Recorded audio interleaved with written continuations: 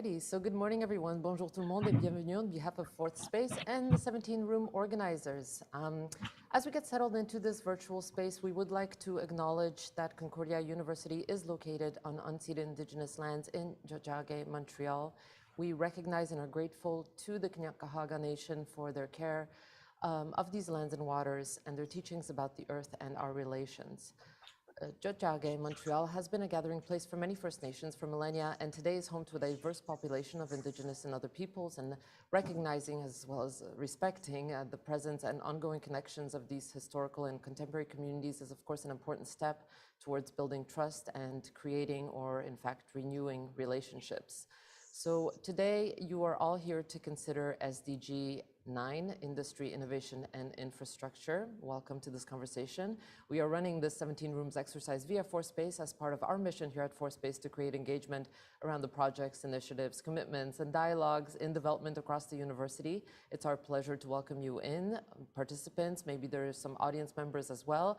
And I'd like to say a special thank you and welcome to those folks who are making this happen on a weekly basis, Jason Enns and Monica Mulrennan, today's facilitators, as well as Concordia knowledge brokers Prem Suryakumar and David Ward, who are here as well with us each week. Before handing proceedings over to Jason, just a few notes with regards to the session. Those of you who have come back, welcome back. We're glad to see you again. So you'll already know that we'll be taking you through a number of exercises, and we encourage your active participation. It's a fairly small group, so please, we invite you to keep your video on throughout and just raise a hand, a virtual hand, if you want to jump into this conversation. And of course, if you want to put some ideas down into the chat, we are also taking note of those, so feel free to go ahead and use the chat throughout as well. Okay, wishing you a great conversation as I hand it over to ED Strategic Initiatives in the Office of the Provost, Jason Enns. Over to you, Jason. All right, thanks, Anna, and welcome everyone. I'll just give a brief introduction of myself and my sense of connection to the SDGs. My co-facilitator, Monica Mulrennan, will do the same, and then we'll kind of launch into give an overview of the activities today and then launch into the conversation. So my interest in the SDGs really stems from and is connected to my own PhD work, which focused on how universities enact a commitment to quote unquote civic engagement. And so in this work, I often felt the absence of a kind of framework, a clear set of objectives that universities could align with communities and governments to pursue. And I think the SDGs are a really interesting candidate for this kind of framework.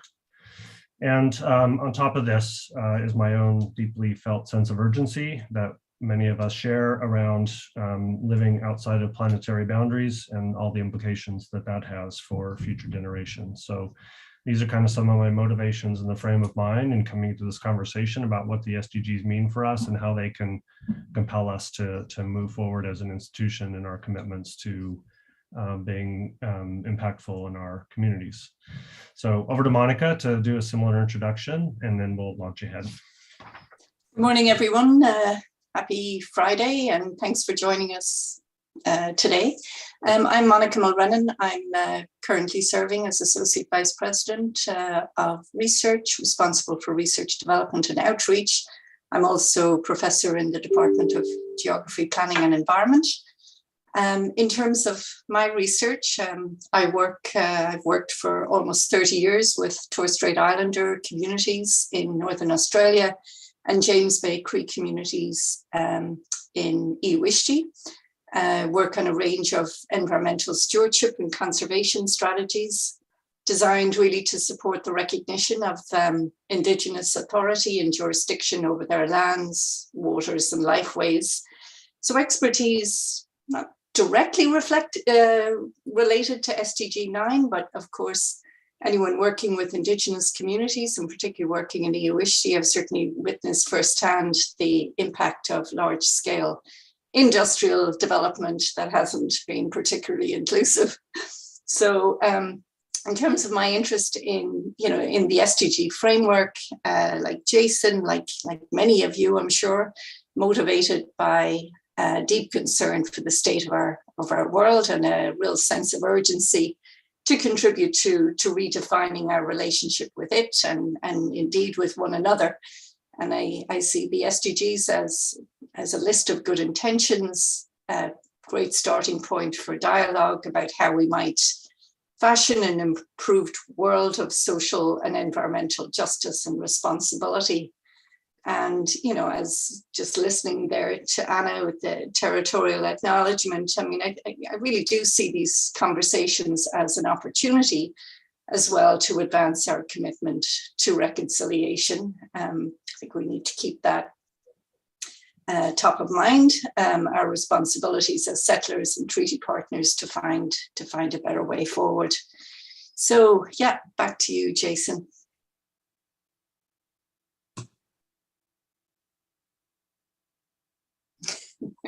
We will give a quick tour to Todd, just to let you folks introduce yourselves. I'll just start as I see people on my screen. We'll start with Fenwick. Just name, who you are, and kind of like maybe just a brief, what's your interest or connection, felt connection to this conversation and to the SDGs. Hey, so my name's Fenwick or Fen McKelvey. I'm an associate professor in communication studies at Concordia. I am director of, I think, two things here. I'm co-director of the Applied AI Institute. And so one thing that I'm thinking quite consciously about is how a better sense of environmentalism and sustainability and green computing might be a plank or a part of the program of that institute. Although it's very nascent, I'm really looking for support and allyship and people invested in that, to think about how we could drive that forward. I'm also co-director of machine agencies, or director of machine agencies at the Milieu Institute. And part of the spinoff, Jason, as you know, has been this solar powered server project, which has been really an incredible initiative happening, student-led initiative about building solar and sustainable computing projects. And it's been really fun to watch. And so those are my two intersections. And Monica, I've also done a lot of work with Indigenous broadband in Northern Ontario, and I have contacts in Northern Quebec with the EU net, though it's been a while. So I was kind of stoked to hear, because I hadn't made that connection. And so it's cool to hear about your work. So nice to see everybody. That's great. Thanks, Ben. Jordan. Hi, my name is Jordan Labelle. I'm a professor in the Department of Marketing at JMSB. I teach food marketing as a former chef, and having grown up on a farm, when you deal with food, you have to be mindful of some of these challenges. My own career has meandered from chef in food service to helping set up the McGill Center for Health and Wealth Convergence many years ago, where we started tackling some of these things. I'm really concerned how we go forward and provide sustainable answers to some of the economic, social, and environmental challenges we face, particularly coming from food, and how do we do it in a way that doesn't remove citizen consumers from the equation. And I use my course to explore and be a bit subversive with students on some of these issues. Great, thanks, Jordan. Jordan was also part of the previous conversation on SDG 2 around hunger. So he's a return customer here. Ariel. Hi, my name is Ariel. I'm currently working as the coordinator at the Concordia Innovation Lab, where we work with students to help them become confident innovators, and it's very interdisciplinary. I'm also a master's candidate for educational technology, and my interest here is in, I guess, the intersection of education and innovation, but also in a broader perspective on innovation, not just around like anti-capitalism, basically, and alternative views. Great. And yeah, great to be here again. Thanks. And you were part of the SDG4 conversation around education previously. Yeah, that's great. Sylvie. I'm Sylvie Vavrick. I work for communication services at Concordia. I work a lot with facilities management, the sustainability groups, and occasionally finance and a lot of environmental health and safety these days, especially through work with facilities management and members of the Sustainability Hub. My work kind of puts me in conversation or has me questioning how we do things specifically on campus with regards to sustainability and buildings. So that's sort of the the professional curiosity. I'm a parent of students who wonder about their food, their means of transport, everything about their lives now, and will eventually be university students too. So there's also a deep personal curiosity and connection to issues like this. And also just coming to the conversation, hoping to learn more about the SDGs in a really tangible way. I sort of have been observing them as an ideological approach, but I'd like to understand how to ground them more in my life and work. So that's why I've joined you. Thank you. Thanks, Sylvie. Last, Durai. Good morning, everyone. My name is Durai Chalvan, and I'm a PhD student in mechanical engineering. And my part of research is actually the micro-nano integration and the biosensing work, and particularly this industry innovation and the infrastructure comes along with the way of work we are working on as part of our research work, and that is one of the interests which I jumped into this particular SDG 9 to get involved. So, thank you very much. That's great. Thanks, Durai. And Durai is part of a steering committee that we have for the university's SDG work also. I'll hand back over to Monica. She's going to get us set up with just a quick walkthrough of the agenda for today. And then I'll be back and we'll talk first about the benefits and criticisms of the SDGs, just to kind of frame our conversation. Yeah, so really just to give you an outline. So what we've tried to do here for these discussions is to bring, and even though we're a small group, I mean, good diversity, faculty, staff, and grad students here. So really trying to bring together diversity of folks to have this discussion around the SDG framework. We really do see this as a whole of the organization effort. Some universities in their 17 rooms exercise have focused in on the research community only, so bringing faculty members into this. We see it really important to engage staff and students as well. So, you know, we're really aiming to have a diverse range of perspectives and experiences here. A small group, but we think we have some diversity there.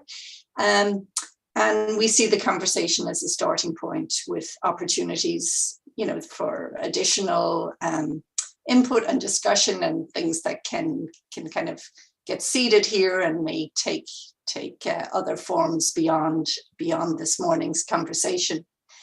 In terms of just our agenda for today,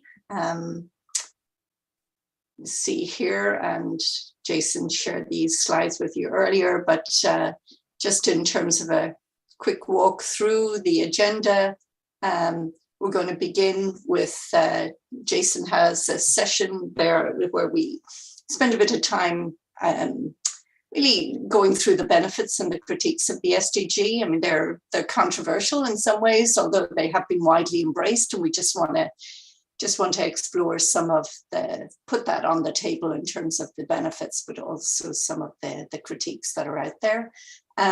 We then want to take a brief look at what's the current landscape around SDG 9 at Concordia, then focusing on the targets. There's a tendency to think about the SDGs in broad terms, but of course they come with quite specific targets. So we want to get a sense of our alignment with those, or how we might adapt those targets to be a better match for what we actually do. Then the idea generation, that's really our brainstorm, which is what we will devote most time to, and the general sharing and discussion that will follow that. We'll also have a break at some point before that brainstorm. So really this conversation and the 16 others like it will help determine how we want to engage and with the SDGs as a university. As you know, the SDGs were put out there, not necessarily for for universities. So really there's some adjustments required to see how they fit. The outcome of the 17 rooms exercise will feed into a voluntary university review, the VUR, that's underway at Concordia. And this is this institutional self-assessment using the SDG framework. So yeah, Jason, over to you for the first exercise focused on the benefits and critiques of SDGs. Great. So really, this is just kind of a stage setting exercise where we want to very quickly review both sides of the coin on this, just so that folks have a sense of kind of what we're walking into as we think about our engagement with this particular SDG. So I'll just run through these four quickly and then ask if folks want to underscore or reinforce anything that's on here or add anything onto the list in terms of what's on the positive side of the ledger for you with respect to the SDG framework. So a first benefit is that it creates a common agenda, facilitating collaboration around shared goals. And that's within an organization like a university, that's across sectors in a particular geographic area, that's even at the national level. It's a common agenda with clear frameworks around it. It makes connections between economic, social, and environmental aspects of sustainability. It's not just about biodiversity or not just about environmental protection, as we often think about sustainability. It's multidimensional. The SDGs are, that is. They place an emphasis on clear and concrete targets and outcomes. So there are high-level statements about what the goal is, but there are specific targets that are articulated and specific indicators about what it would take to reach those targets that are associated with the SDGs. So it's relatively detailed. And they help to build a sense of urgency by establishing 2030 as a crucial deadline. We hear that term thrown around a lot, and even like the City of Montreal's most recent strategic plan articulated a Montreal 2030 plan. This 2030 deadline gives us all a sense of the relatively short timeline in which we need to take dramatic action to achieve greater sustainability. So I'll just pause here for a minute and see if anybody want to jump in and add to this or underscore things that are most relevant and important to you in terms of the benefits of this framework, what they do for us, what they allow us to, connections they allow us to make, etc. And then we'll jump to the other side of the ledger and just have these critiques in mind as we go forward in the conversation today. So you can either raise hand or just open your mic and jump in, or relatively small groups, so we don't have to be super formal about the discussion.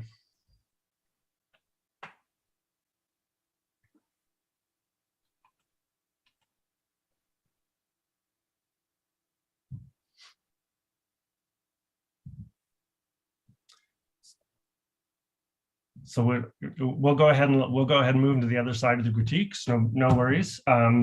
If we've in some of our introductions we've already articulated to some degree what the sense of connection is to the SDGs. So that's on the positive side. On the more critical side, because the SDGs are so comprehensive, the flip side is they are vast, and it's difficult to know where to start and how to engage and how the different SDGs are interconnected. So that's the difficulty with the SDGs, is that there are 17 different things to pay attention to, and that's a lot. Another common critique is that they fail to adequately take into account the rights, interests, and perspectives of Indigenous peoples. Indigenous peoples are not formally represented at the UN in terms of voting and validating the SDGs, and therefore didn't have a say in the kind of targets and indicators that were established around each of the goals.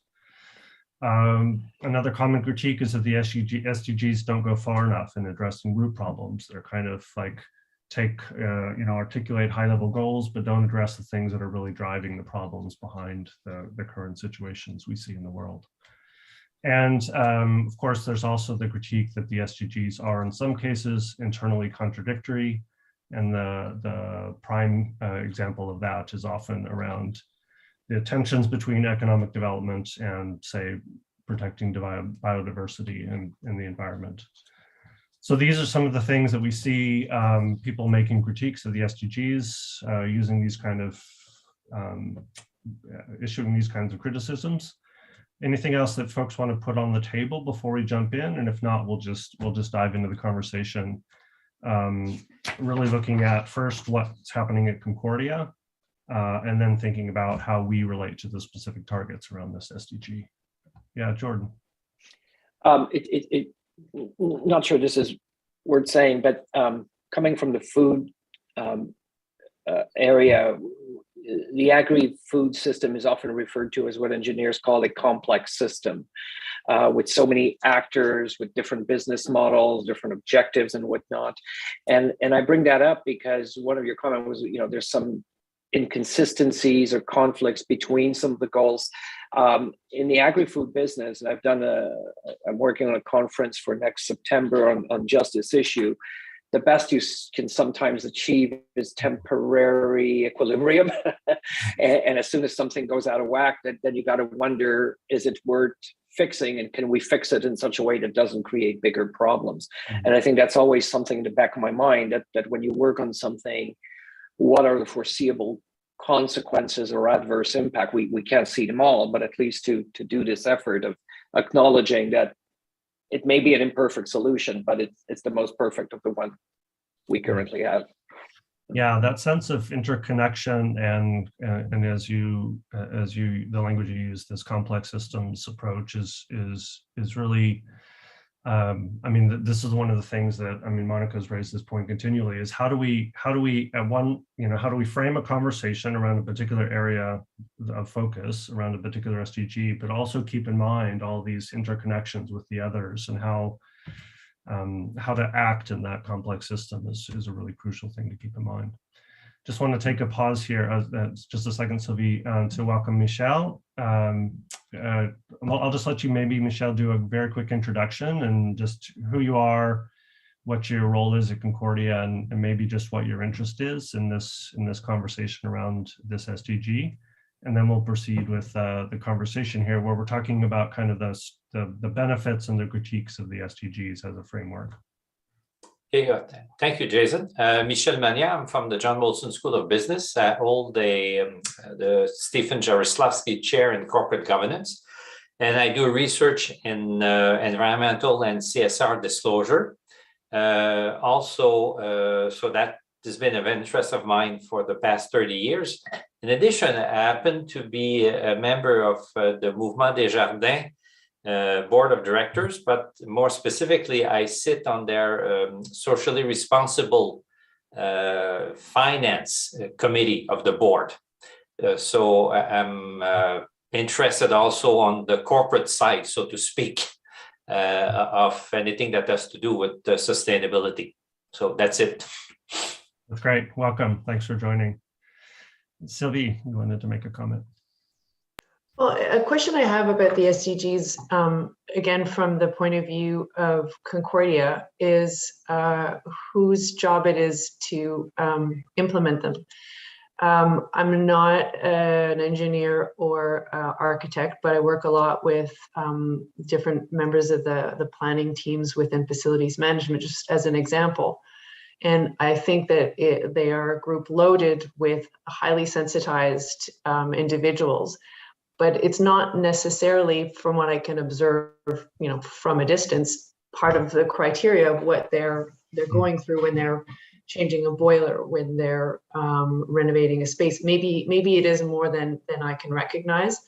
But even if it is something that they do as part of a specific project, in a university context, where there also is the research and student life kind of aspect, I still wonder about responsibility. I assume the answer, whose job is it, is everyone's, but then who's actually going to help achieve the clear indicators. So that's just sort of I guess, a critique or question that I have about them specifically.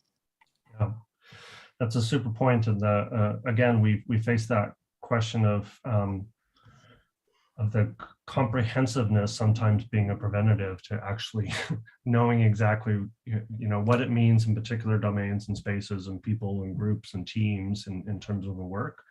This process that we're undertaking right now of conducting a voluntary review, hopefully on the other end of it, we get to a clearer sense of that, the possibilities for that integration and things that we can articulate for ourselves as targets, and then who would take responsibility for maintaining the focus on those targets. But we don't, that's not, that integration isn't there yet, but that's what we hope that we're aiming for, and that we somewhat achieve, at least by the end of this process. Fen. Yeah, I was just going to say, I think one of the aspects I find interesting is the kind of meta approach of something like an SDG and this kind of global governance initiative. Like things like this have been put forward repeatedly since the 70s, and I'm like kind of conscious of, you know, like limits to growth and many of these approaches of trying to talk about targets, about what is the inherent tensions in that as a means of doing, and the ways that working at that scale creates inherent gaps in consultation. So I'm kind of conscious about what this looks like, and the fact that many of these types of initiatives haven't been successful, and how it recognizes that. That's not a critique that these things shouldn't happen, but I am conscious of the kind of idea of the kind of paradigm of governance as like an SDG, because it's working at this level of global modeling, which is quite a fraught approach, and you know, even some of these traditions of systems are things that have, I think, biases built into them that we want to be conscious of. Yeah, super good point. And that's I mean, that's really what we're hoping that this series of conversations around the different SDGs and this voluntary review process helps us do, is to effectively localize and translate the SDGs into the context in which we feel like we have some agency and can take responsibility for things.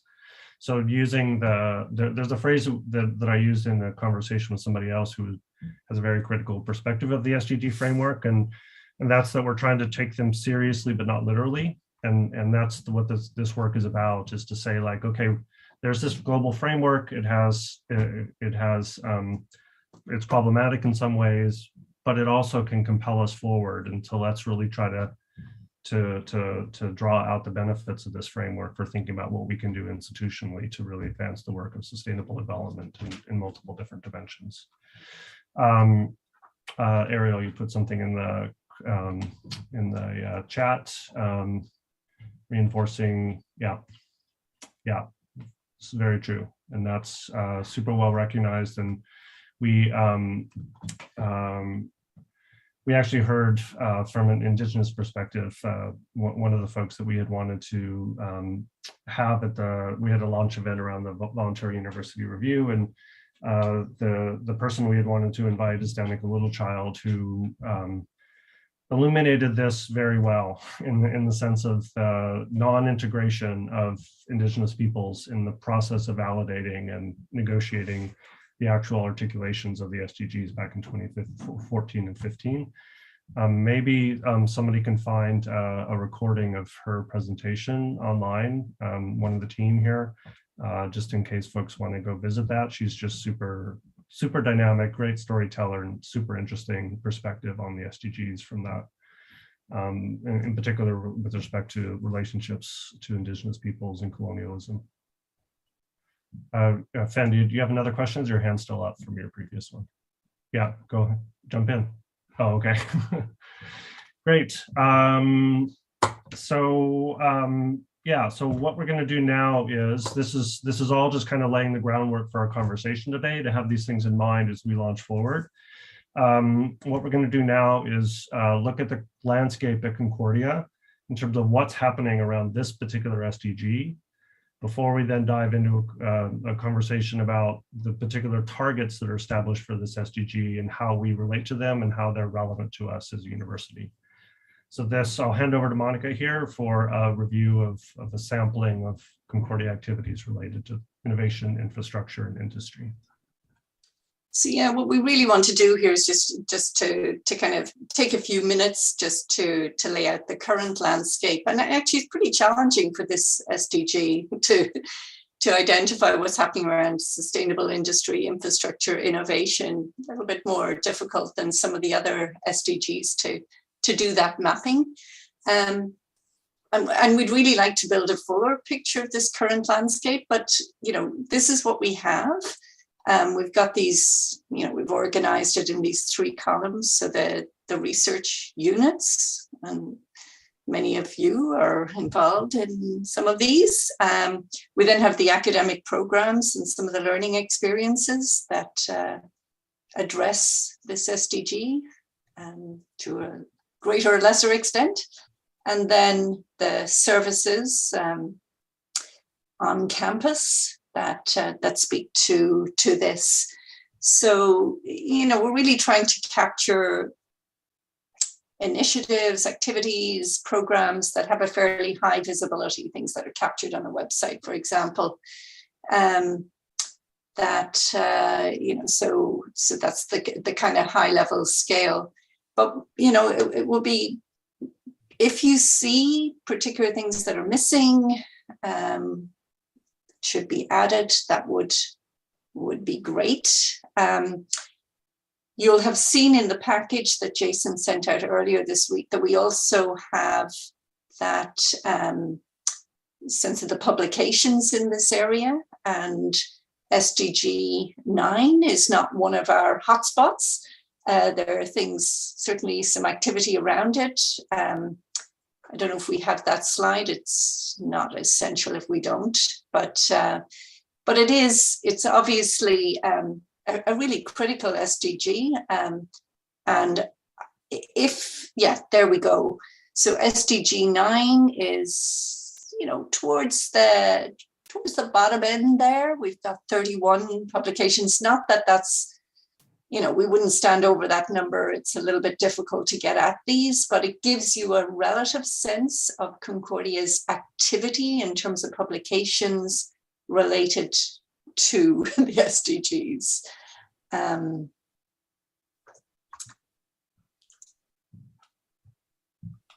Thanks, Ariel. I'm seeing there's some work led by Anne-Louise Davidson, contributed to mapping innovation ecosystems. Okay. That sounds very, very relevant to what we're about here.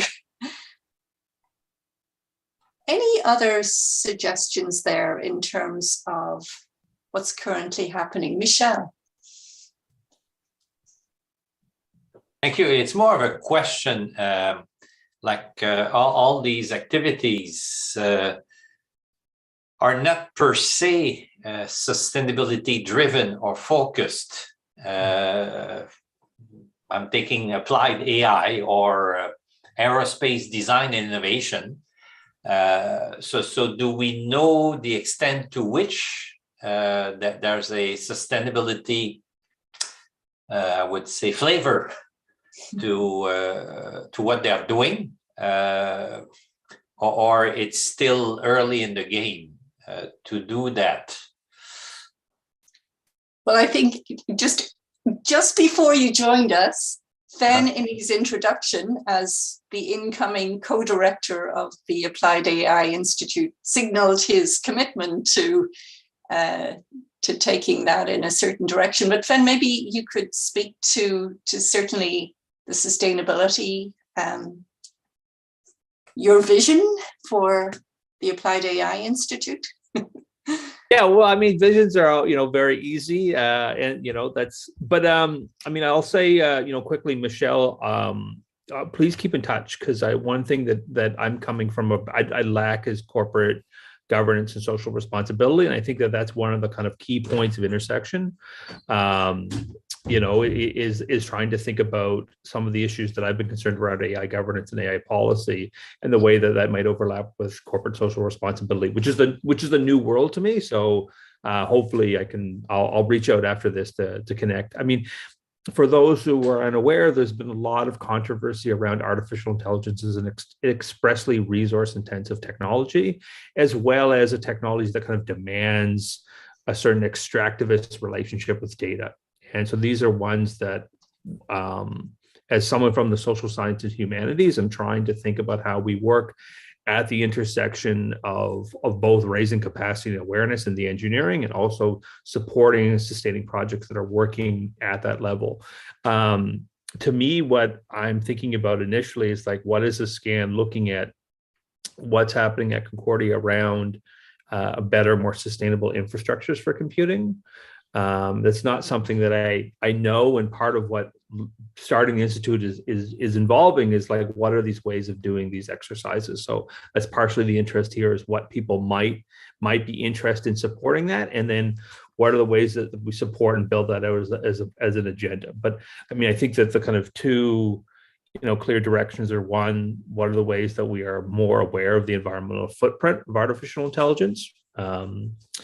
And that's building on a project we did 2 years ago at Milieu called the Imagining an AI Commons. So thinking about the kind of systemic effects and necessities and demands that artificial intelligence systems require. So how to build that out. And then I think, what are the ways that we can think that all efforts in green computing and green networking as part of the ways that AI might be connectable to sustainable development, or also conscious that this is a limitation of the technology, in which case that's something that we shouldn't assume that it is always a fit because of the environmental footprint in training these large models. So I don't have like a vision, but it's like on my mind, and it's a new direction for me. And so I welcome support and just think that that's something that I keep present as we build out the Institute. And Michelle, I could just add as well, I know from Christian Moreau, and who's obviously a key researcher within the aerospace, very conscious of the need to respond to sustainability pressures within that industry, and certainly a leader within that. So I think that institute is also very much on board and seeking sustainable options. Jordan. Sorry, just one quick comment. Sure, yeah. So thank you, Fenwick. That's interesting.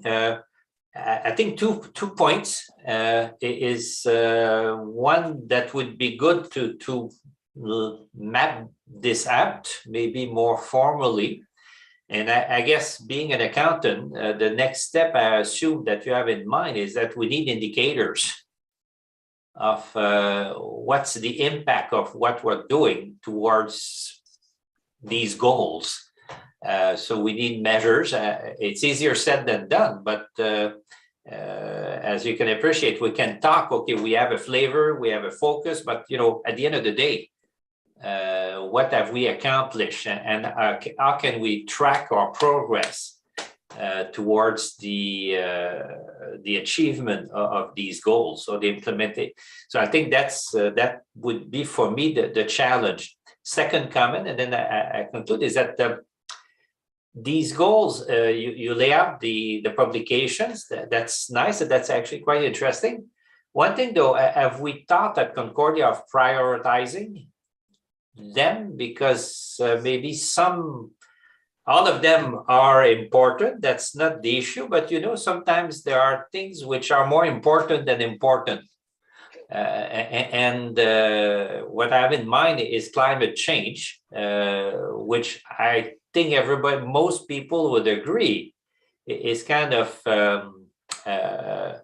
the ultimate test of if we're going to make a difference. So have we thought about laying out priorities? Some people may not be happy, but then having too many goals may end up that we make mediocre progress in all of them. But if we have a focus, it helps concentrate the mind. So that's just a question. Thanks. Thanks, Michelle. And that's certainly with this voluntary university review that we see the 17 rooms exercise as being part of. That would be an outcome of these conversations. So to identify where are the strengths, where are the opportunities for us to do more. And in fact, our approach, some universities have only had conversations around maybe 3 or 4 of the SDGs, recognizing that you can't be everywhere, and really the need to focus the energy and focus on particular targets. But I think your point is very well taken about the need to, like, we're very aware of how easy it is just to do alignments thematically with the SDGs and say, yeah, we're all, we see connections. But getting to the targets, which indeed we will this morning, as well as to the indicators and those measures, is absolutely critical. So your point is well taken. And I'm sure, Jason, if you wanted an opportunity to add that to this, because you've given this, I think, a lot more thought. Oh, yeah, I don't want to take too much time, but just to say we're at the early stages of that process, Michelle. But that is indeed where we hope to land. Yeah. Jordan, and then two comments really that are in the back of my mind as you presented some material, Monica.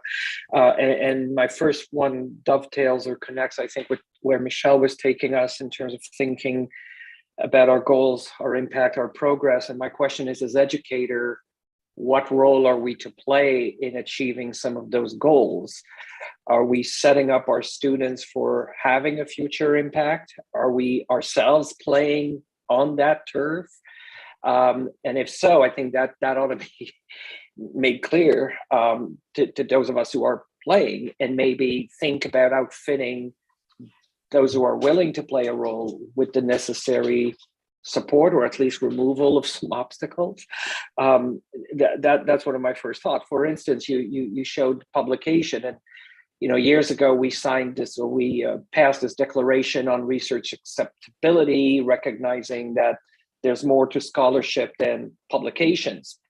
Where is that in this discourse, right? Because through things other than publications, we can have an impact. So that was one of my first thoughts. The second one is in terms of, we look at who does what and the nucleus that we have, the nuclei that we have at Concordia, but in terms of building an ecosystem, there's not just, I was going to say the culprit, the people you listed on that slide.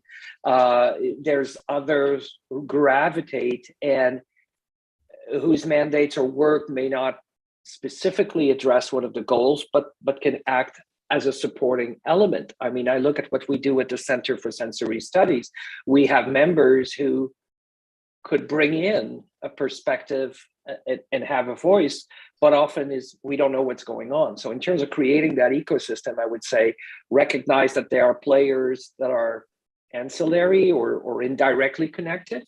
I'm thinking of OP3. I'm thinking of many others who weren't on that list who can probably have a voice. Connected to that is, how do we one of the reasons you mentioned, Jason, I was a repeat customer. To be honest, out of last meeting, I met so many people, some I knew, but I wasn't quite clear on what it was they did. And others I didn't know at all. So I connected on LinkedIn, want to invite them in my class. So I think, as part of that ecosystem, how do we connect the people who want to be connected and may not know of each other or each other's work? I think that's something we ought to look into. Totally agree. And one of the terms that I've come up with that I shared with some people about kind of what we're hoping comes after the 17 rooms exercise is really this. I can't even remember my own term now. But anyway, it's the infrastructure to support the connective work that kind of I'll come up with a term and put it in the chat, but that's really what we're hoping to lay the groundwork for here, is like, what's the infrastructure we need to put in place so that people can activate these interests and these capacities around pursuing work that has impact that we think is important. I'm sorry, I don't want to cut into Fenwick's time of comment, but one thing I've been looking into as exemplar, University of Wageningen in the Netherlands, which is in the heart of a very fertile agri-food region, has created in a matter of 10, 15 years, an absolutely incredible ecosystem focused on agri-food innovation. And I am fascinated. We have former students who are there. They sneeze and they publish a paper, but not just papers, innovation that are focused on the elderly, on a bunch of things. And I'm just fascinated as to how they built that in such short amount of time. So this may be something to look at, and I'm happy to have those conversations, at another time. Yeah, sure. And if you could put a link in the chat while we're progressing here, that'd be great. I would also just add that, there's a lot happening across the landscape in terms of, even to Sylvie's point earlier, in terms of sustainability, the governance structure established around that now, these different streams that are working around implementation of the Sustainability Action Plan. But very often these things are happening siloed. I mean, we've got a number of action plans, the Indigenous Directions Action Plan, many others. There's a new task force, to your point, Jordan, about the inclusive excellence. A task force is being struck that'll be co-chaired by Nadia Hardy and myself, that is coming up with principles and criteria to really consider how we recognize excellence. And that has implications for promotion and for career progression. But there's a lot of these things happen, and it's really about the connections between them, drawing them together and harnessing them so that they can achieve so much more. So I just wanted to make that point. Fen, back to you. Sorry for the delay. No, I mean, I'll just echo Jordan's point. It's like, it actually is nice to kind of connect, and yeah, it's a really interesting discussion. I kind of say, one point which I think is quite relevant for SDG 9, I'll put a link to it, is that, oh wait, all right, send it to, there we go. No, sorry, that's the wrong one. That's an event I'm organizing, too many links.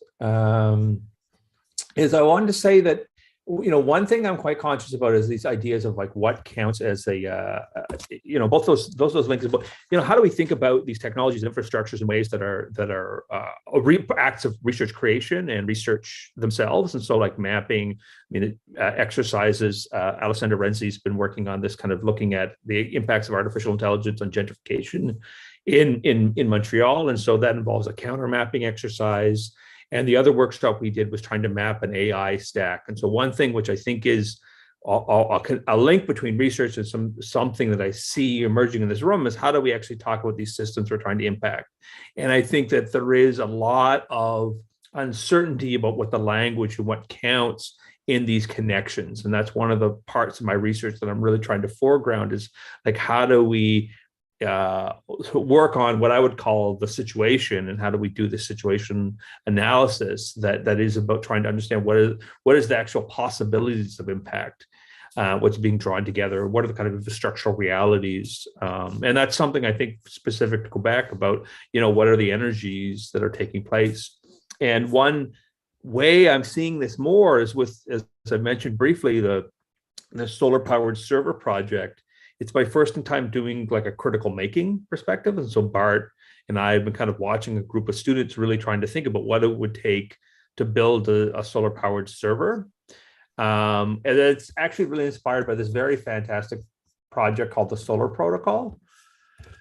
But what I found interesting is that these questions of sourcing, design, like sourcing where you get the parts from and how do you actually walk through that, is an interesting way into doing this type of mapping exercise. And so what are types of projects that necessitate and invoke a certain way that would allow to understand what is the possibilities of impact, of understanding what are all the connections that are involved in developing a project like that. So the solar project or other versions of the solar project that the group is working on, then I think have as much interesting for being a way of working through what are these connections and looking at the possibilities and the consequences of certain technologies. And then the second thing I'd also say, to Michelle's point, is there is also a lot of movement about carbon offset and being measured as a carbon zero organization. And I know simply that that's a fraught process, and so the accreditation is not a one-to-one process. But what are the ways to support, develop metrics about carbon neutrality or carbon offsetting that could both be used at the university internally as we talk about, I think, really consciously what is our own infrastructure and how do we think about the systems we're building in ways that align with like open source as well as like sustainable development goals. And that's something also like how do we build at the Institute a way of using some of these measures if we do indeed build.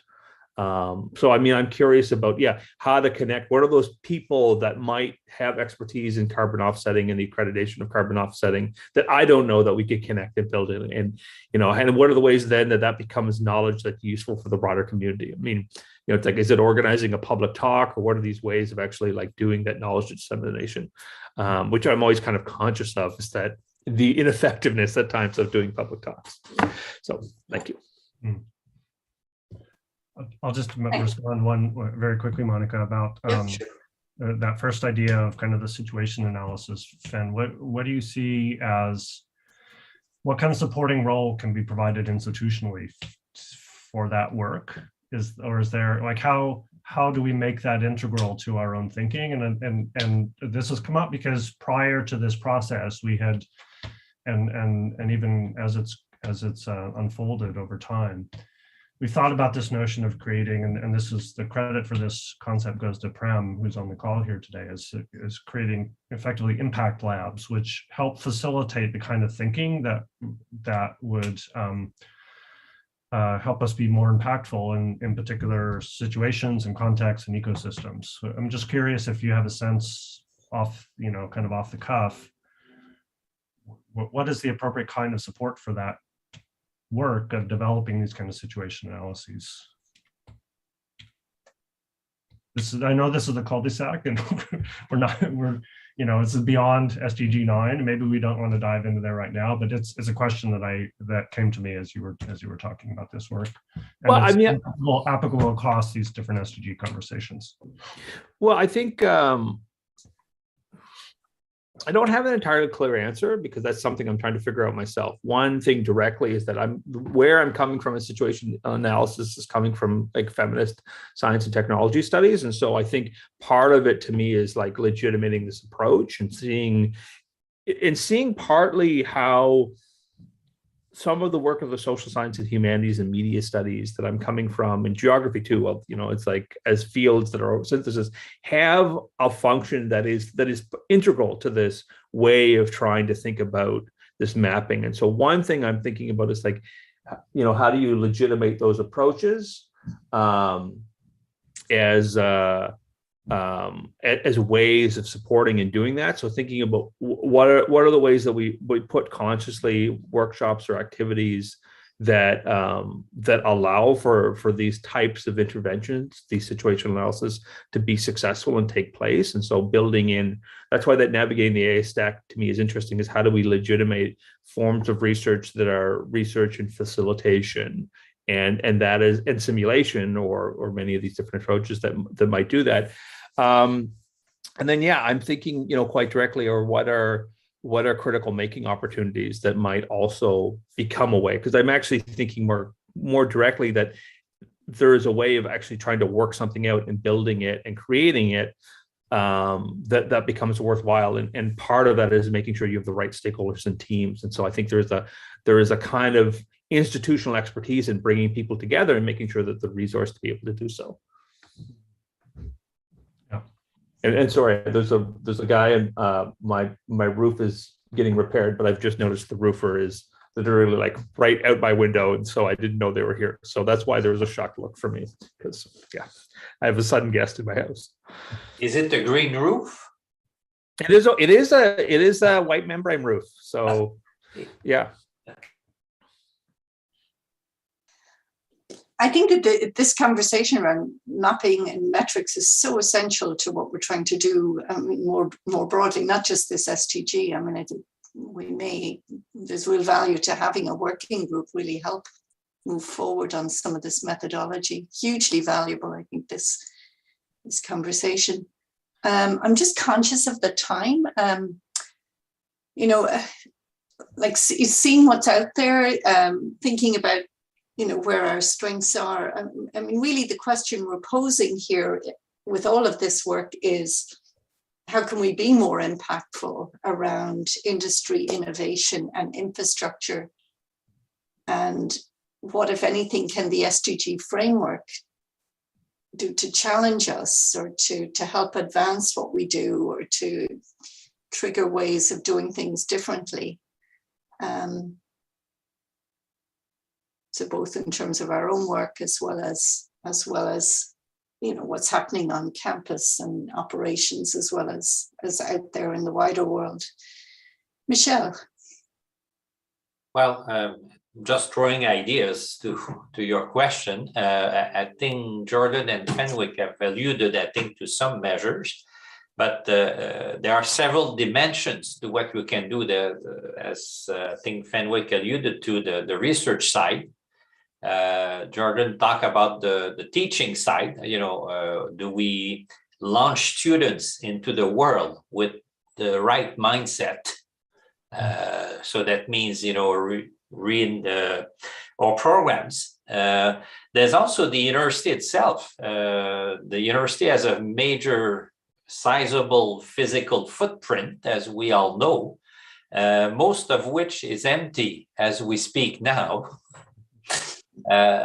So I think that should be definitely part of the conversation as to we move forward, the usage of our footprint. It's that should be part of our goals. And also the university and experts within the university should take place in public debates about things like the REM. Everybody talks about the REM in Montreal. So it's put forward as a public transit. So on one side, it's a good thing. On the other side, what I've seen, there's lots of concrete going on in the construction of the REM, which is not necessarily climate friendly. So do we have experts at Concordia that we should help them maybe make public statements? We should be out there with views, perspectives. I know some professors from mostly retired, that's the problem, from Université de Montréal have been quite vocal, but we have people working on materials, on construction, engineering, etc. What's their views about this? I think we can have an impact there as well in terms of steering public debates in directions which are consistent with our views and the accomplishment of the SDG. So my point is that we should have a wide range of actions, and I think this is where the university can support faculty members in this regard. So that's one thought. That's great. And be super interesting to hear from you, like in the chat or on the side, what you think those mechanisms could look like. I'd be super interested to hear that.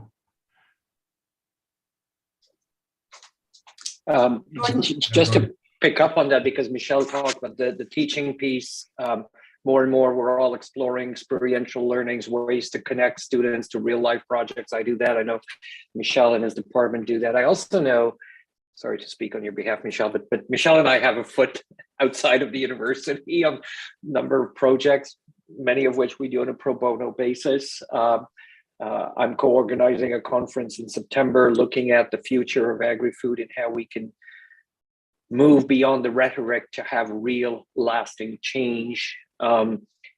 Where does that fit in our computation of impact? I think we have to ask ourselves, sometimes impact for a higher learning institution are ripple effects, not all of which you can track, some of which may bounce, and it may be 5-10 years later a student gets a job or is able to play a leadership role, and it takes him or her back to some of the things we shared with them. So I think we have to be, I don't know how we can achieve that, but if we could put a man on the moon, I'm sure we can find a solution to maybe finding a way to track this, some of those indirect or other kinds of ripple effects. And I think some of which is classroom related, and some of which is, I know in our faculty, and I know in all the faculties, very often members get involved with community projects and whatever. And I think that counts as impact. That's a super important and difficult question about how to do that in a way that, like we've all seen and probably rolled our eyes at the economic impact assessments that universities do. Like, we contribute 3.5 billion to the local economy, and we're all like, there are lots of intricacies about the methodologies of that kind of impact assessment. But it's an important element of this conversation that we have to figure out institutionally. What are our strategies and approaches to that? Because if we have the intention to be quote unquote more impactful, how are we assessing whether that's the case and that we're making progress and that we're going somewhere with those efforts and intentions? Just want to throw something out there. At JMSB now we're using Academe, which is a way of inputting our CV things. I mean, how bad would it be, if I say I organized a roundtable, or I took part in a project, community-based or some form of engagement to attach a number of hours, self-reported, I know ups and downs with that, but, and then we tally that and we put, because one thing I found, and this was brought up to my attention by a dear friend who's a consultant, says, problem with you professors is companies and others reach out to you because you already get a paycheck from university, and they know it's good for you to put hours on these projects, and they don't have to pay you, or they pay you very little, or we'll do it pro bono because we know that we have a paycheck from the university.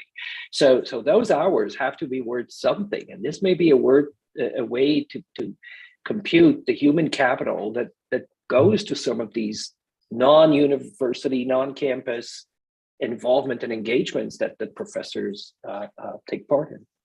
Yeah. If I could quickly comment on that. I keep interrupting Fen because he's and sorry, Fen, if I can just take a second, but I've just put a link to the Declaration on Research Assessment, which is headed absolutely down that track. So it's a call to identify alternative measures to journal impact factors. There's next month, NSERC is releasing its guideline on assessment. So already thinking about moving beyond the standard CV to identifying other metrics. So I think we're at this magic moment where these possibilities are very much, being explored. And over to you. Well, I just wanted to pick up on this assessment thing because directly related to artificial intelligence, there's been a lot of discussion about algorithmic impact assessments. Most of them are pretty mediocre and mostly risk-based, and so fairly ineffective. But I like, and a lot of the work has kind of emphasized that assessments, and so this is where I'm kind of interested in this assessment. This is Dora thing I hadn't seen about, but I am really thoughtful that facilitation, community consultation, and assessments are part of a basket. And one thing that I see, very directly at the Applied AI Institute is how we would build out a Concordia approach to assessment, and how could that include environmental impact assessments if you're talking about these systems. And so I mean, I'm not interested in very kind of here's a checkbox or an online form assessment tools, but I am interested in the opening that term provides for better community consultation, better ways of talking about engagement, and more thoughtful design processes that include the environmental and social impacts of those technologies. And so that's something to me I'd like to go forward to do. But part of it is what type of community, what are the ways to actually invoke a community at Concordia that might help achieve that project? Because I think that's something which I'm trying to learn how to do, because it's a different shift for me as from a professor working in a field now to working more interdisciplinary. And so that's one of the things that also could be tangible for support. If there are projects, what are the ways to actually allow for the effort that it takes to actually get good community, engagement? Yeah. second, I just got to check on my roof. Just a second. More attention to these narrative CVs and to the stories, the stories behind our work in terms of the quality and the impact that they make. Just something I thought I'd share with we wait for Fenwick. I mentioned earlier we're trying to resuscitate our food working group, and I'm taking a page out of the playbook that David House built with the Center for Sensory Studies by enlarging the membership to affiliate members.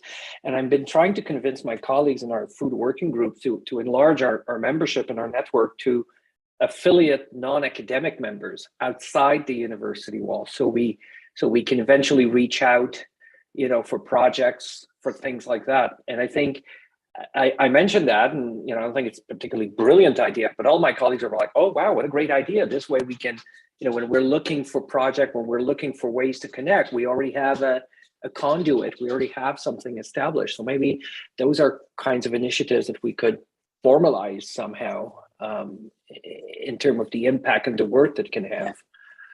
Well, one thing that came in this year that would support that is that now is the internal funding, the seed funding available through OVPRGS includes support for community partners. So in the past, you couldn't use those funds to support community partners, but that's changing. And we're seeing that more broadly. Who's considered a collaborator? That definition's being blown open. Oh, you got my attention with funds available. Yeah. I'll circle back and reconnect to learn more. Do. So I'm wondering if, Jason, if this is a moment to take a 5. Well, if we're let's say 11:15, that'll leave us with 45 minutes to continue this great discussion. So if you could, 6 minutes, sorry, it's not long, but if we can reconvene at 11:15.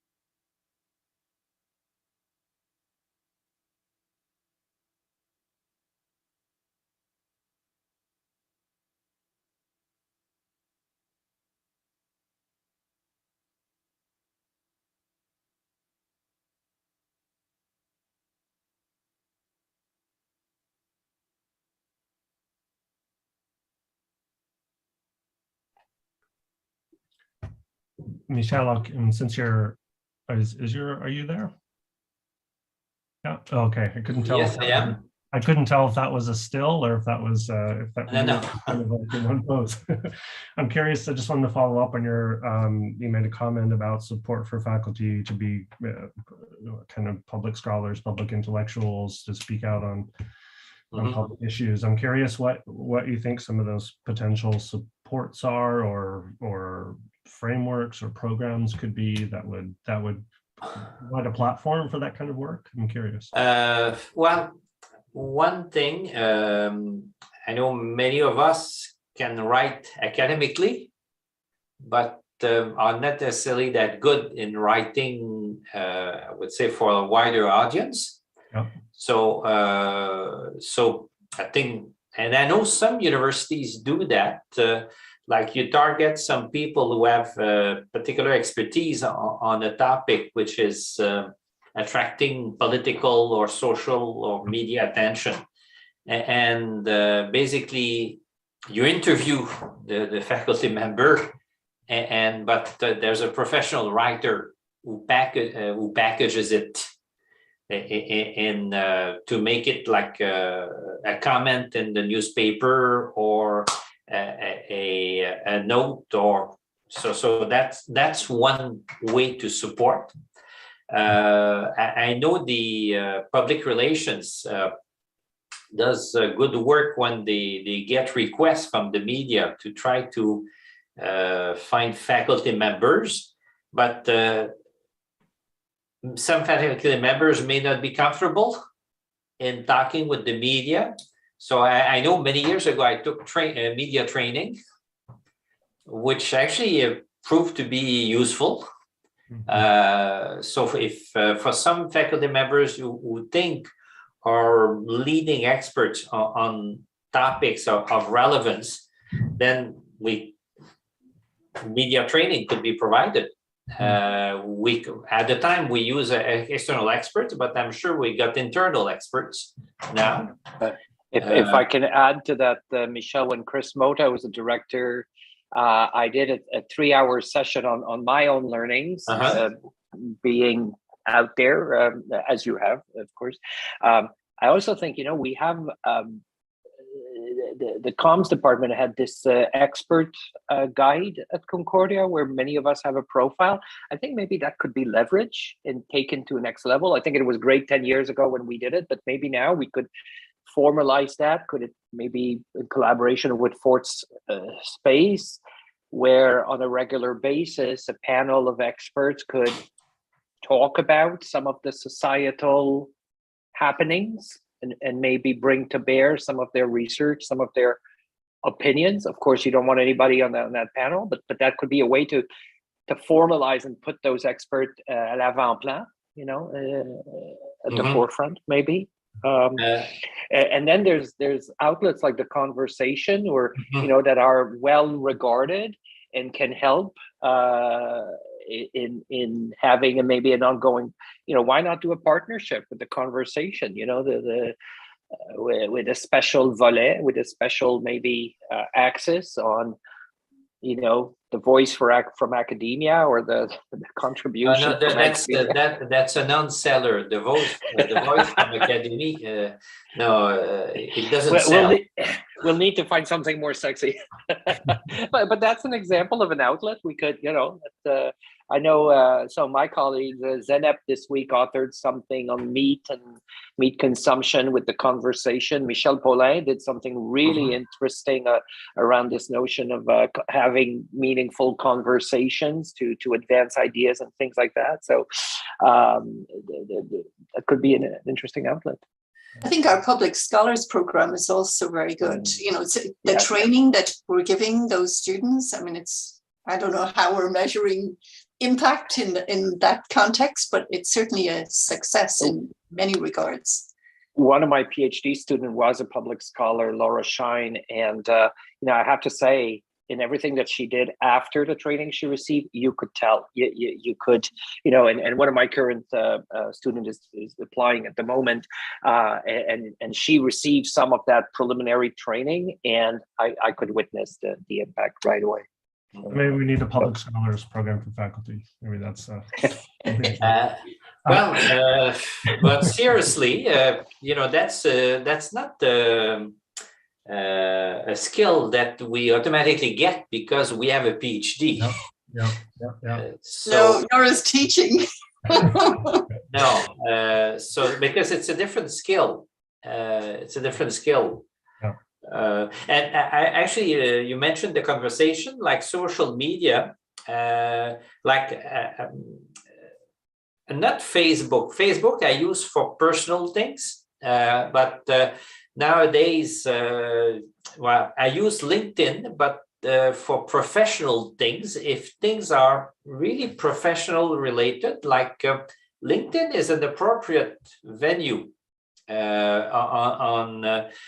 but then I need help maybe to, and I have a page and I post things once in a while, but I'm not a LinkedIn expert. So maybe, if people could be supported, some people could be targeted and supported because they could, LinkedIn is actually a very good way to disseminate news and information if it's, I would say, professional and relevant to the work, the workplace and corporations.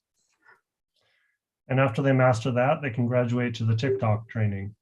TikTok, yeah, but you know what? Though I talk with my daughters is that Facebook for them is dead.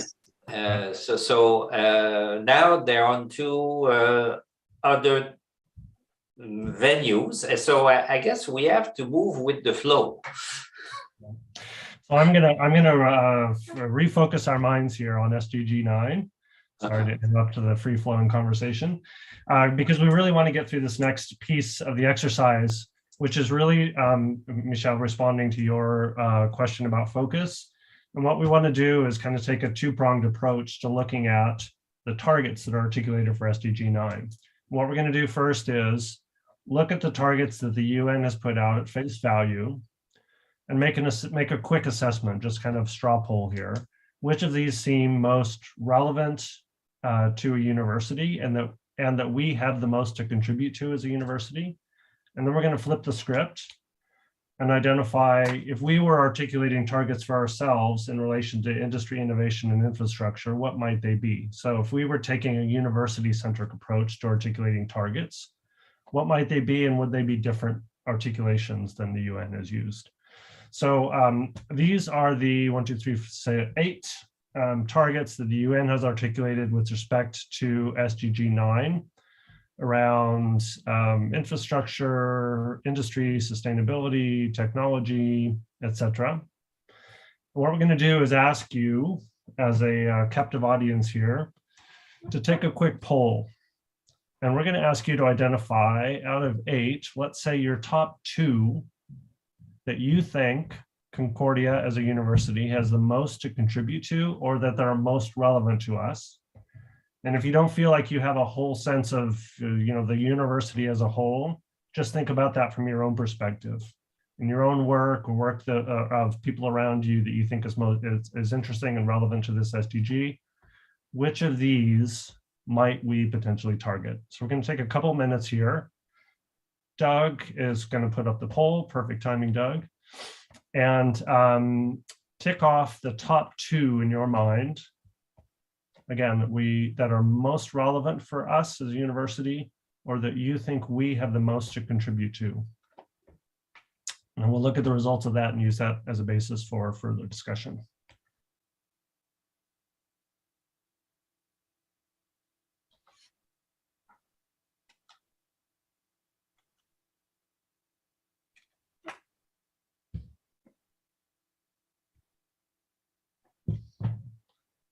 And the screen may be a little bit small, but you should be able to read the finer print on the slide that Anna has put up there with the 9 targets. If you want to know kind of what's underneath the headline.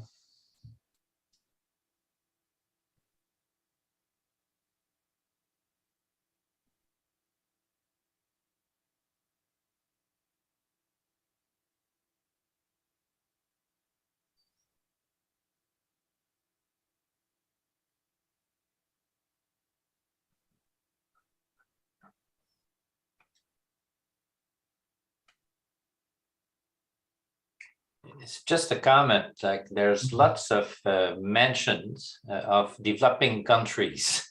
Yep.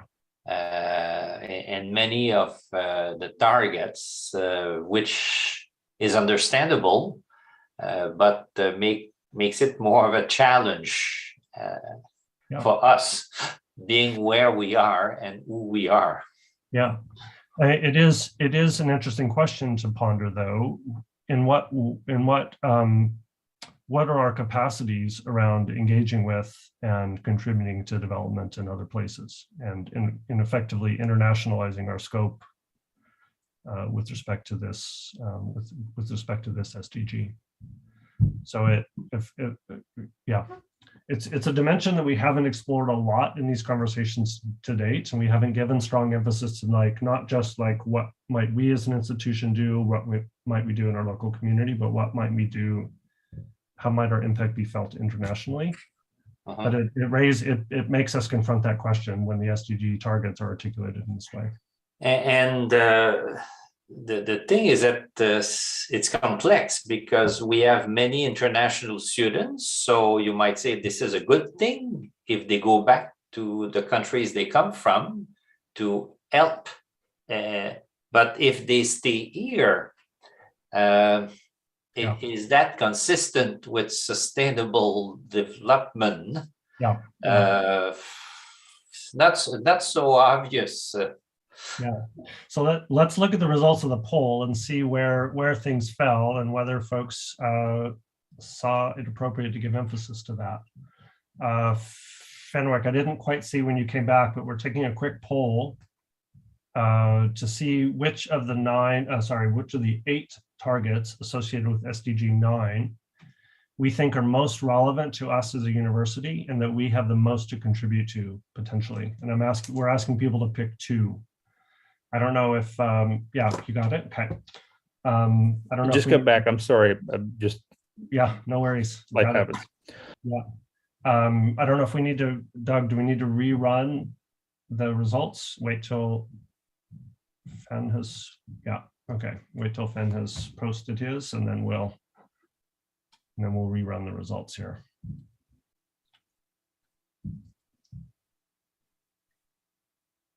No pressure, Fen. Just waiting on you. Yeah, I just relaunched the poll so that everybody can participate again. Sorry. Thanks, Anna. I think Fen, are you done? Yeah. And the results, please.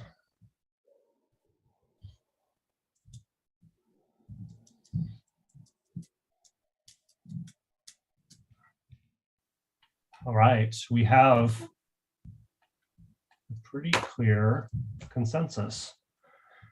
Sustainable, resilient, and inclusive infrastructures, which means develop quality, reliable, and sustainable and resilient infrastructure, including regional and transborder infrastructure to support economic development and human well-being, focus on affordable and equitable access.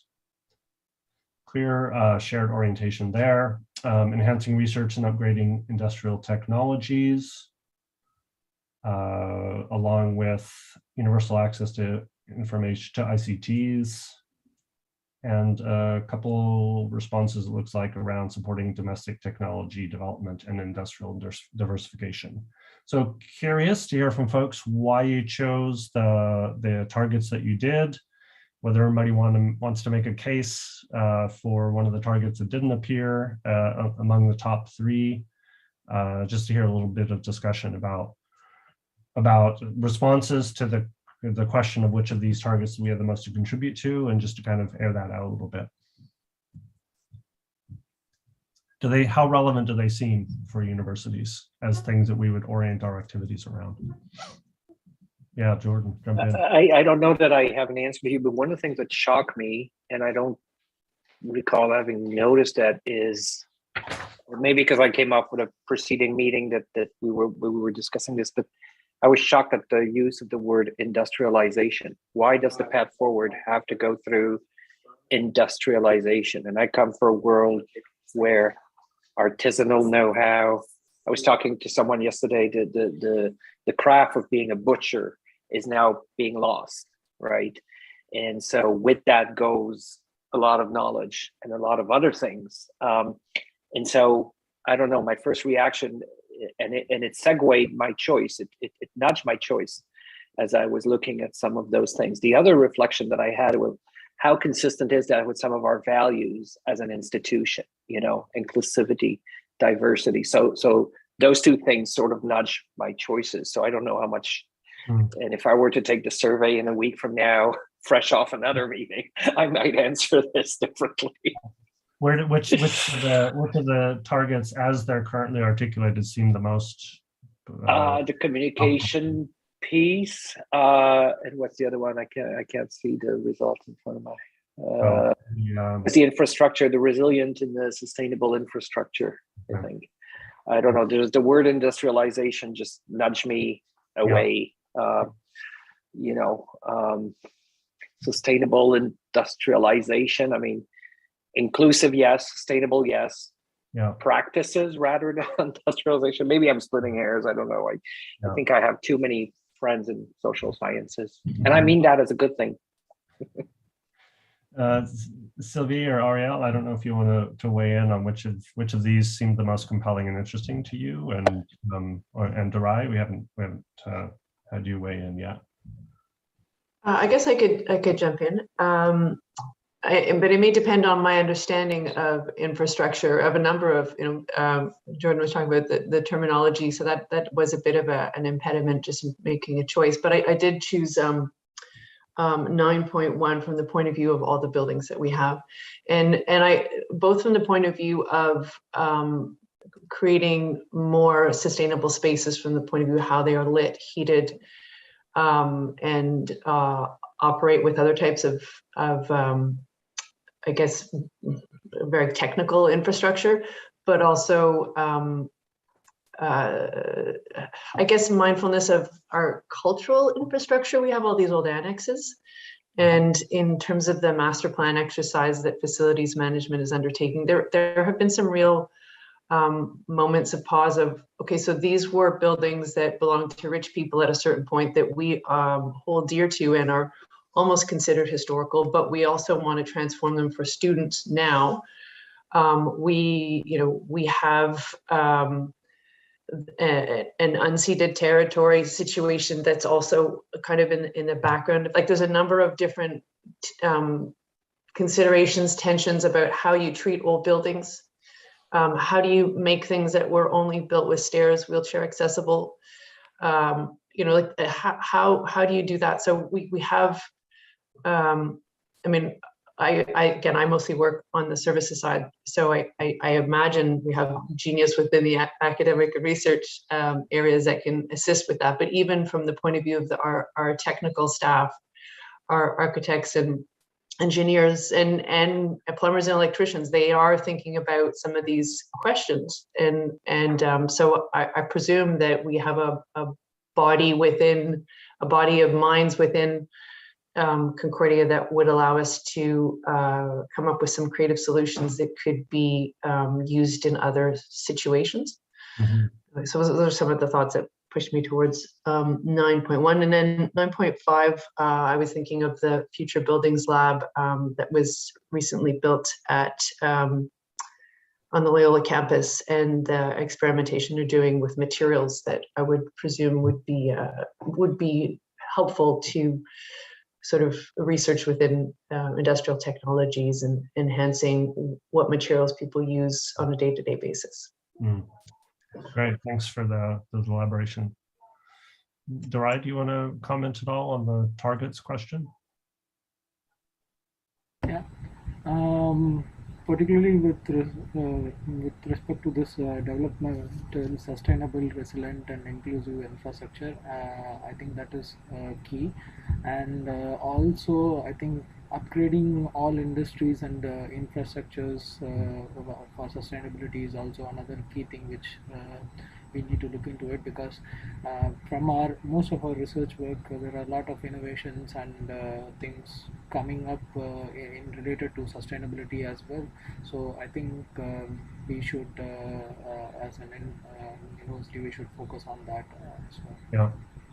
Yeah, it raises interesting questions about what our capacities are for what historically has been called tech transfer, knowledge transfer. How can we optimize or increase our capacities around those in those areas of the university? Yeah, that's true. Yeah. Let's just quickly, let's take a couple minutes. And then, I mean, we've already done a fair bit of brainstorming and ideation, and we want to leave a little bit more time for that. But I do want to ask folks, if we were, as a group here, trying to articulate our own goals from our own perspective with respect to industry innovation and infrastructure, what might they be? If they were, we can borrow from and paraphrase some of the UN targets, but if we were setting our own goals to be more impactful around sustainable, resilient, inclusive infrastructure, industry and innovation, what might we target? What could be a goal that we would set for ourselves? Mull on that a little bit. If you want to put something in the chat, if writing helps, we'll just take a quick minute here to pause over that question.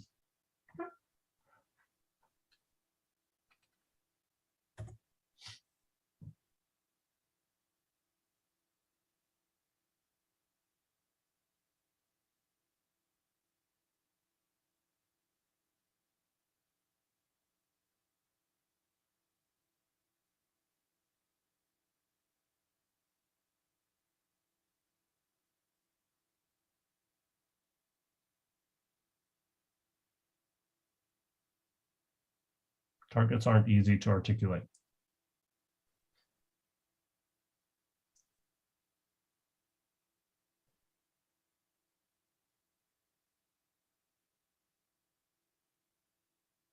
Anybody have anything to throw out? If not, we're going to move on to just some kind of a last round of ideating about if we were to think about our work in relation to these UN targets, what might we do more, do better, do differently in order to have a greater impact? So last opportunity, anything about target setting for ourselves as an institution around industry, infrastructure, and innovation?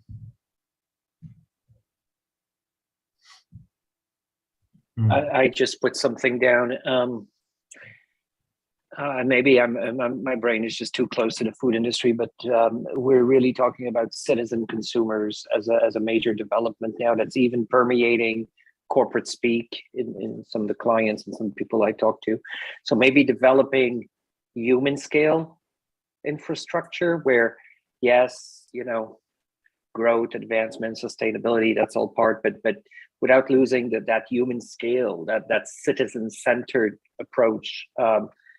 I mentioned I'm a great fan of some of the things that's being done in the Netherlands. And when you look at how they're designing entire villages for people who suffer from dementia, things like that, they put the human at the center and then design in out, right? Inside out. I think to me, this is somewhere where Concordia's know-how across faculty could be leveraged to bring a human face, human scale. And I try to ask myself, why did I find the word industrialization so off-putting? And I keep thinking about some of the things, and Michelle can educate me on this matter possibly, but moving away from incessant or constant growth focus.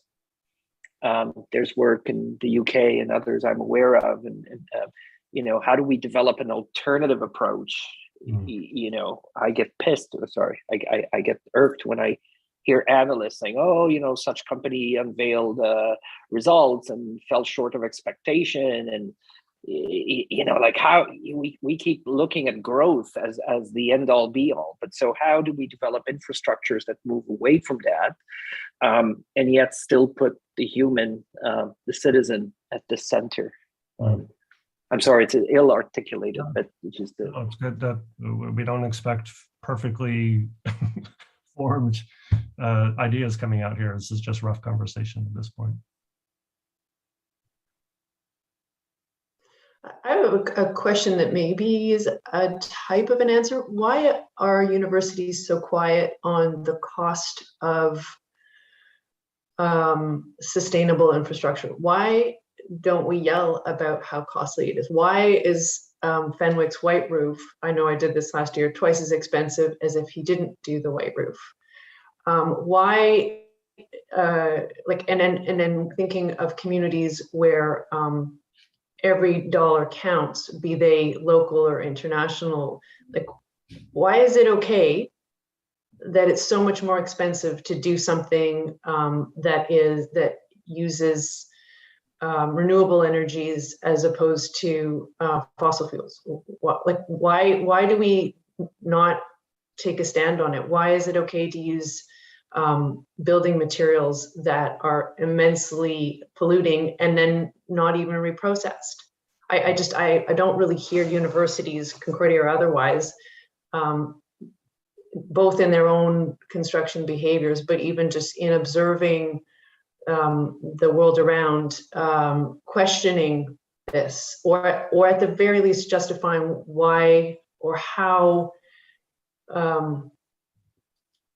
it can be acceptable to have these costs different, like what are the benefits to it, or other means of funding, where the role of whether it's para-government or government agencies to assist in transforming infrastructure so that it is more sustainable and that it is less destructive from sort of start to finish. Mm-hmm. It's interesting both to think about what we do in our own operations and then what our kind of public voice is on those issues. Yeah, super interesting.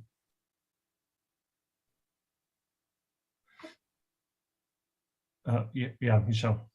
Well, maybe I think we could show the example with our own infrastructure. I think to build up on what was said previously, how we use it, we I think build it, how we manage it, and how we, I think nowadays with teleworking and their experience with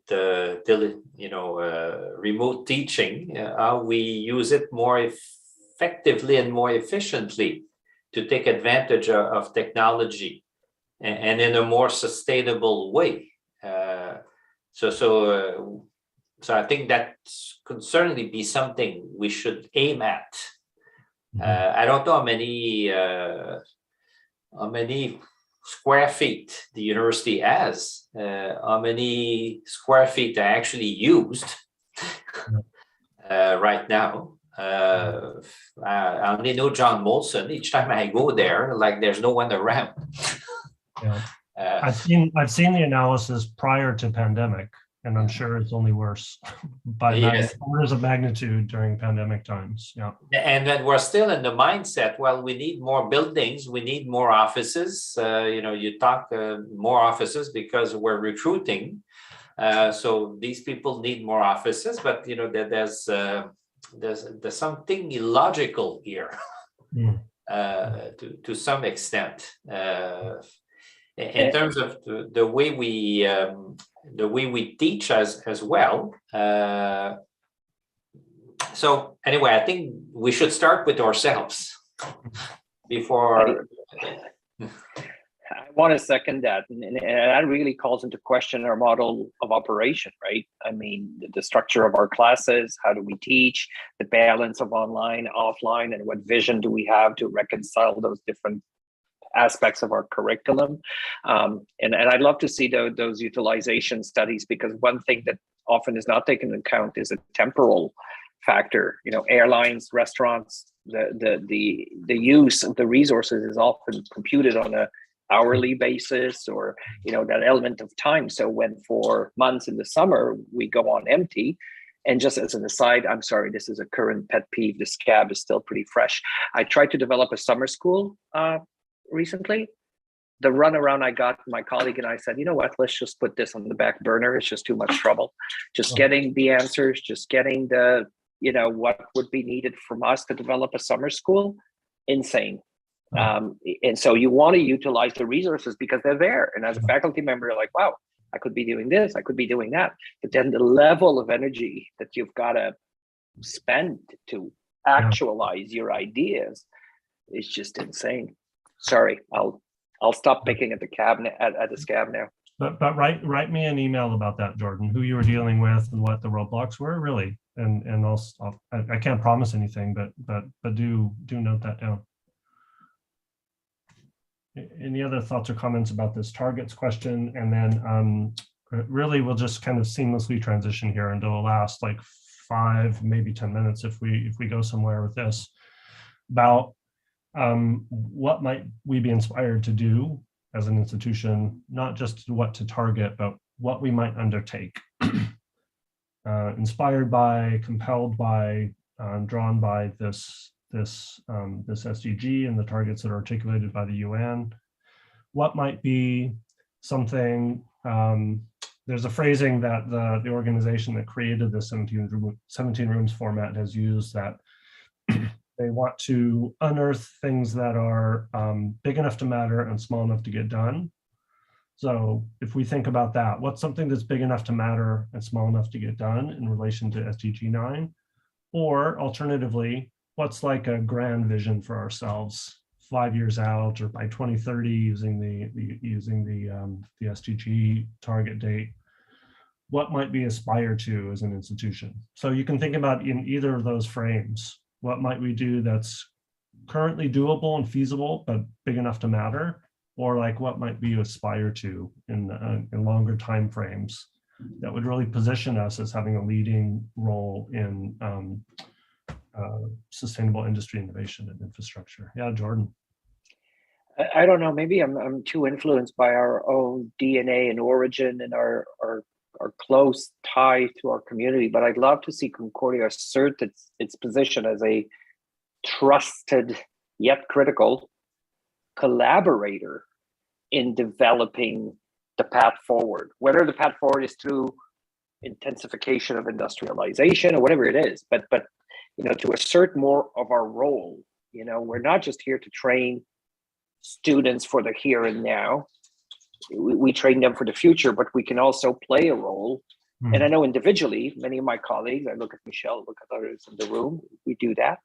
But how do we further assert our leadership or position as a trusted yet critical? Because we can't always be endorsing, Michelle talked about the REM earlier and how we may have experts who can pronounce themselves, not just to rubber stamp or sanction, but to bring a critical eye and suggestions for solutions for path forward. What are different facets of that? So one we've already talked about is the kind of unchaining of faculty to facilitate through how they're assessed and their career progression to really undertake that kind of work. We've talked about programs that help faculty kind of take a more public intellectual approach to their work and be a stronger voice. What are the elements of that? I'm curious. We don't have to come up with the answer to that question right now, but like how it's a great vision to articulate that like as an aspiration, but what are the steps that lead us to that and that get us? One thing I'll just throw quickly, at the Center for Sensory Studies, we've just tried very recently, a new approach for us, which is to create a series of roundtables. We received a SHIRT grant, Explorations in Sensory Design, where we look at 5 environments, hospitals, the spa, the public park, which during the pandemic has morphed and has been reappropriated by citizens, which is so nice to see. Sorry, I digress. Focus, Jordan.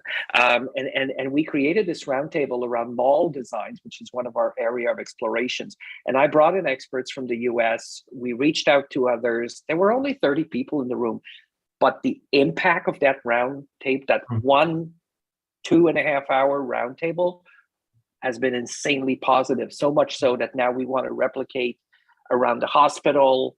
And with the $5 billion investment that was just announced, we were like, okay, maybe there's a way that we get organized and eventually have a voice in whatever is coming down or trickling down from Quebec. So I think exploring these sort of roundtables, panels. I was just at Fort Space on Wednesday. my first time there, and I was like, wow, what a great space to do these sorts of things, open to the public, where, and I think that may be a mechanism where, it's a quick turnaround. Yeah, it's a bit of organization, but with the right people, the right panel, the right participants, there could be lots of, downstream implication. Just a thought. Yeah, right. I don't know. Are you thinking? I'm sure you're thinking about this, Fenwick, about your own. How do you position the Applied AI Institute as an actor, as a trusted collaborator, as a catalyst, etc. I'm curious about what your thinking is around that, and how you kind of think about how you might position the AI Institute as having that kind of public profile and role with respect to. Well, I just echo Jordan's point a little bit about being a kind of like critical engaged institute and organization. I think that that's a gap we're already seeing in the scans and the feedback. So that's why it's kind of moving slowly for me, because I'm really trying to build out a governance structure that is good. And that's something I want to like. And so trying to figure out a way to address diversity issues in AI, but also making sure that that's something that we're building in first and foremost to the Institute itself. I'm very conscious of that because I don't have expertise. So it's like, well, how do I resource that? How do I build that in? So, we're meeting with the equity office, but that's why I'm like trying to move a bit slowly, because I don't want to, do that. I think my tension is, and I think it gets into kind of Jordan's point. I think there's a demand to get AI implemented, and like, is that the right goal or the right approach? And so I'm kind of conscious about how do we build in a kind of intentionality about like what are the types of projects we want to support? How do we want to be careful about what are the kind of collaborations we're working with? And I also think that partially what is important is trying to find, flagship projects that I can in the first couple of years articulate what are things. So, one of the things I'm conscious about is seeing the poll constantly for having, well, there's this initiative coming up and this initiative coming up, and there's a lot of pressure to do that. I'm trying to figure out where and why that pressure is coming from. But partially for me, it's like, how do we ensure that there is that I can find cases to kind of champion and use to signal what are the directions we want to go to the Institute in. And so, and it's a weird role because I'm not leading them. I have my own critical AI governance project. So it's more trying to figure out ways of seeing that existing at the university and supporting that, or partnerships, right? Like, if there was a way of having a sustainable AI project that was actually kind of, was real and was serious, that'd be cool to support. And we have budget, we have ways of doing that. But I don't have that. And I'm kind of conscious that what I will get is much more instrumental applications, which is fine. But I do want to just say that like part of the vision and part of, for me, coming from the AI and Society program is that I need those projects to support and implement. So, and I'm also like thinking about other directions like AI accountability in journalism, like what are these kind of relationships we might foster and build out. So, I know that, again, none of these are answers, but it's like, I've only been in the job for a month and a half. So, it's like, we'll let you off the hook.